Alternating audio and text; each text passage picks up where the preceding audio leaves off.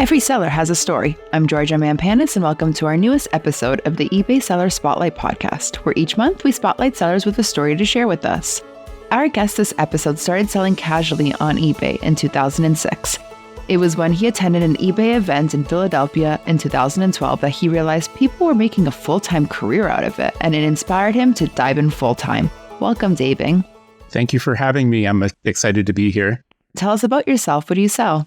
I am originally from New York. I live in Allentown, Pennsylvania with my wife. I'll refer to her as we a lot. My wife, Liz, we've been married 23 years, and I have a little terrier named Willow that follows me around all day. And I sell car parts, so mostly things that go on the trunk of your car, things like latches, switches, handles, small tail lights, things like actuators, which are the little motors that, you have your key fob and it locks and unlocks your door or opens your trunk.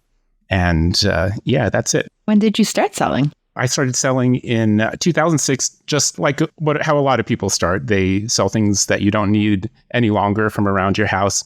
I dabbled in some store returns that I would get at liquidation. Like at the time, it was GPSs and digital cameras. And now our phones just have amazing technology in them, and you don't really need those as much anymore. And I learned about thrifting from that conference that I went to. I think it was called eBay on Location.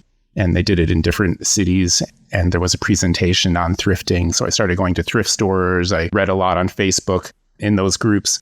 And my favorite things to sell were men's shirts, which, I learned from Griff a lot about that, as well as women's shoes, believe it or not. So there's a time as I was transitioning over to car parts where there would be women's shoes lined up right against my car parts. Looked a little funny, but it's kind of a laugh. My friends kind of laughed at that. So one of the challenges that I had with thrifting was that I couldn't scale it the way I would want.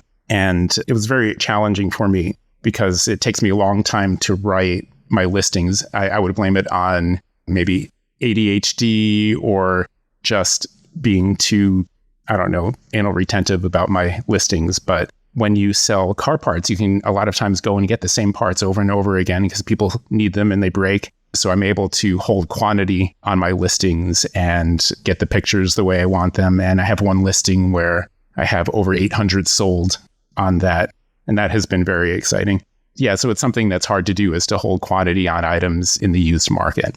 So you discovered eBay in 2012 in that event you were talking about. What were you doing before then? What made you realize, I don't want to do this anymore? I want to resell Yeah. I was in finance and financial planning. I worked for a financial planner, and then I worked for a larger company that was an investment management firm. And I'm very thankful to them because they paid for my master's degree. So in my projects with my professors, they all were okay with me doing projects on eBay and reselling and just selling online in general and small business.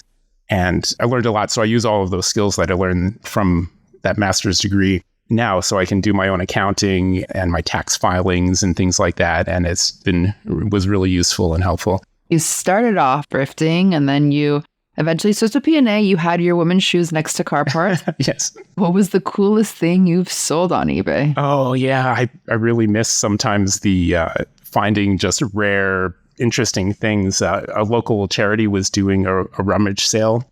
They did it semi-annually. This is pre-pandemic. And my wife and I found a couple of lithographs, which are prints. And they looked really interesting. One of them was hand-signed in pencil. We paid $5 for one of them, and I think $7 for the other one. And they just seemed really neat to us. We just bought them. And then when you get them home, that's when we started researching. And I realized that the one of them was a lithograph by Salvador Dali, and it was numbered in pencil, and it was an etching of Van Gogh. And so it was from a limited collection.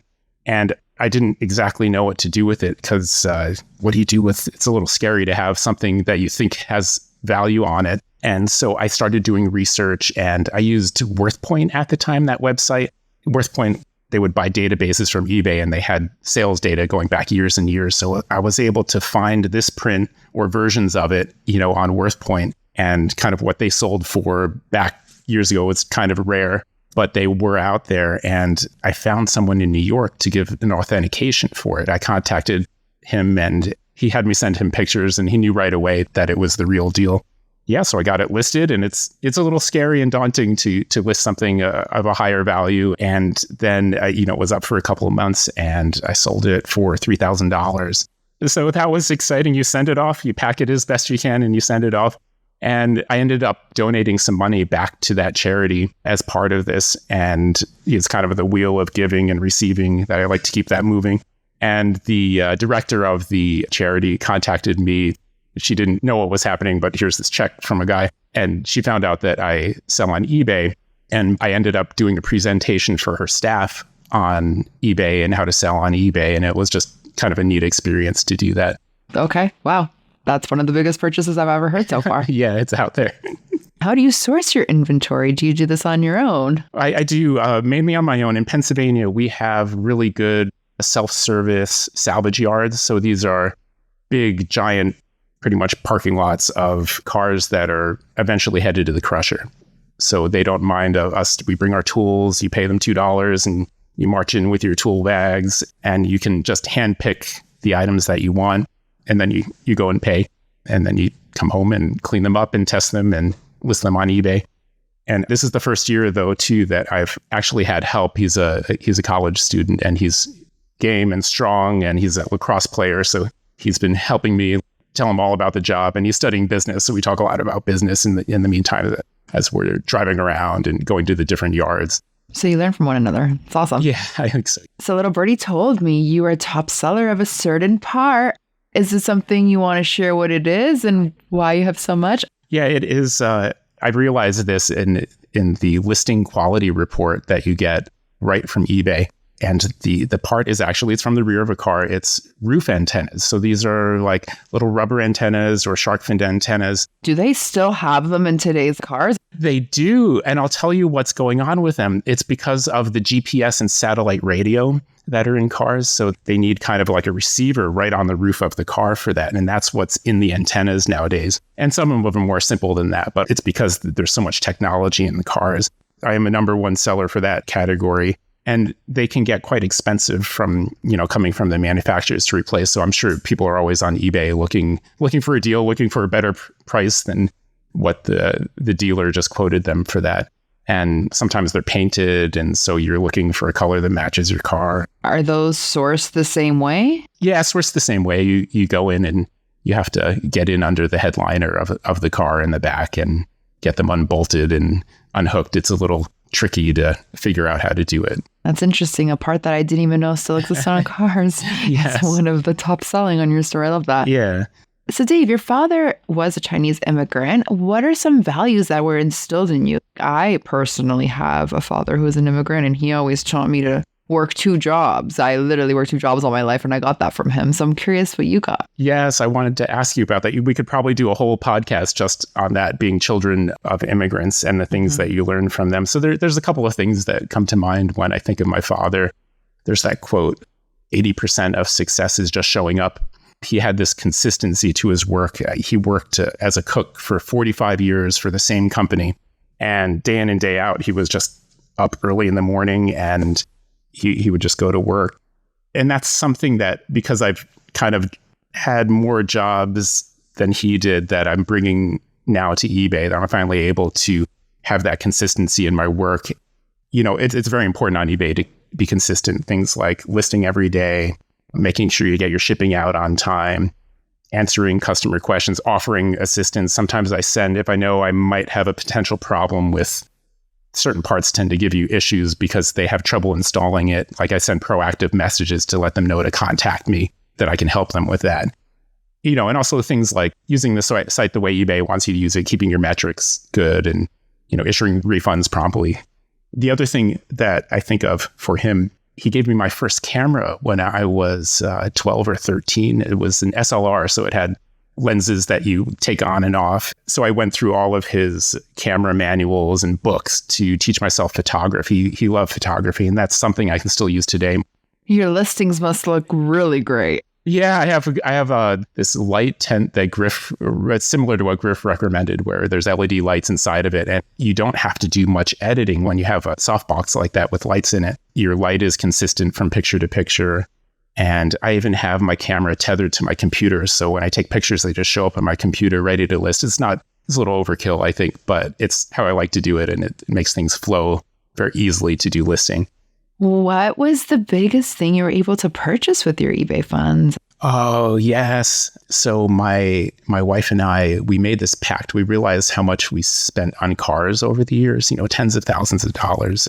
So we made this pact to drive our old cars while we were paying down the mortgage. And that's kind of what got me into the junkyards, is to get parts from my old cars. But that segued into, I was like, oh, there's parts here that I can sell. You don't know what sell, but I started getting some things to sell. And then over time, we paid off the mortgage on our townhouse completely. And it was nice to have a paid off house going into the pandemic. We have a different house now because the business then expanded and we ended up moving into a bigger house. But we still have the old cars, and I'm proud to keep them running and to help others do that as well. So you got a car out of selling car parts. Yeah. Yeah, pretty much. Yeah. Okay. Awesome. So P&A obviously is a huge category and there's a lot to learn. Was this all self-taught? And if so, how'd you do it? Yes. For me, there was a big element of self-teaching, especially in the testing of the parts when I get them home. It helped that I had a background in selling other items on the site. Then you leverage that into parts and accessories, because then there's things you have to add, like fitment, which is big, as well as part numbers that you have to, the manufacturers have a part number for each part. And that's how they find it in their system. And it's handy to put that up on the site when you're selling parts. And I give a lot of the credit, though, to the people that I've met. I have a small, I call them my car part mastermind. These are a couple of people. There's two Chris's in Ohio and Andrew in Georgia. And I've met them all at eBay Open, which is the big in-person event that we had a few years ago. One of them, Chris, he happened to just get into an Uber with me. We were in an Uber rideshare, and whenever we figured out we were both at the eBay conference, and the next question every eBay seller asks another person, so what do you sell? And he said, car parts. Oh, we're going to have a talk, because I just started getting into car parts because I was thrifting still. So we ended up palling around together all night that night. And I've learned a lot from him over the years too.